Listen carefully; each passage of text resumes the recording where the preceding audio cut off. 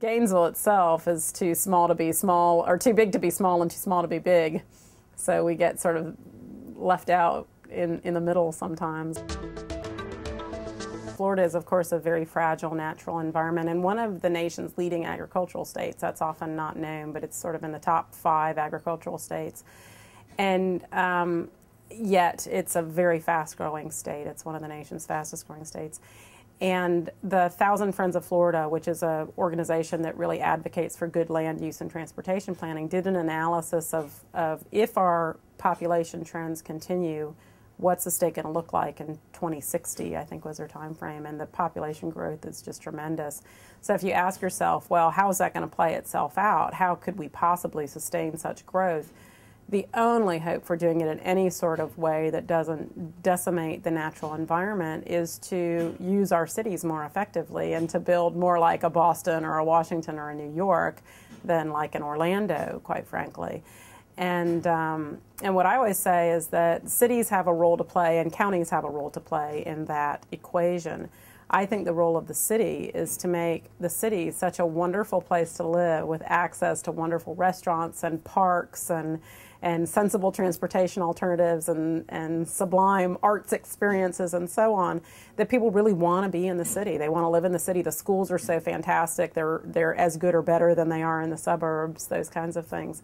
Whereas the county's role is to help protect land, to help maintain a viable agricultural industry, to make sure that we aren't just sprawling across the countryside in a way that ultimately leaves us divorced from our natural and agricultural heritage and without the resources that we ultimately will need in 50 or 100 or 200 years to sustain our population. I mean, the idea that we're going to no longer have agricultural production is ultimately that's a national security issue. You have to be able to feed your population.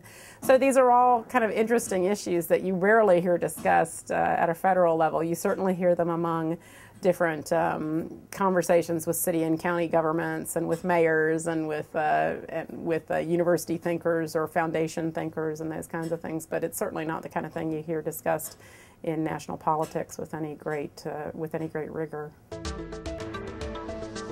I would certainly say that every candidate for president and ultimately vice president should have an understanding of the fact that the vast majority of Americans still do live in cities or at least in urbanized areas. In Gainesville, we do have a core city, but then we have a lot of people who live in an urbanized area but don't necessarily live in a high-density area. But those communities have serious issues around transportation, lack of options for people who are disabled or elderly or choose not to drive for any number of reasons, affordability reasons, environmental reasons. They have serious issues around water quality. We have a Superfund site in our community that we believe is potentially threatening our public drinking water supply. These are all issues that there's a federal piece to, and yet they aren't coming together as these are urban issues or these are city issues, or how do we recognize the fact that cities are on the front lines? And certainly it's become clear that cities are on the front lines of climate change issues, with over 730 mayors agreeing to the Kyoto Protocol, as Gainesville has, and yet still not having any kind of organized regulatory or even market-based programs at the federal level. Affordable housing is a tremendous crisis in really Gainesville, Florida, and the United States of America. And to the extent we see a lot of emerging conversations on poverty, that has some implications with respect to affordable housing.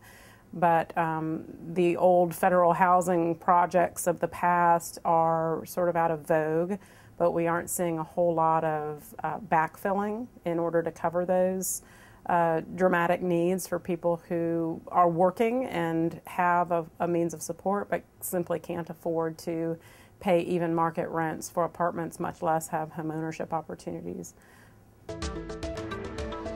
It's a pretty common thing for city and county officials, local government officials, to hear government should just be run more like a business. You should be more like a business and be more efficient and so on. But what's interesting is that the thing that people have to keep in mind is that a few things. One is that government generally does things that don't have a profit incentive. I mean, if there were a great profit in responding to fires or crashes or medical emergencies or crime, there probably would be private entities that had sprung up to do those things.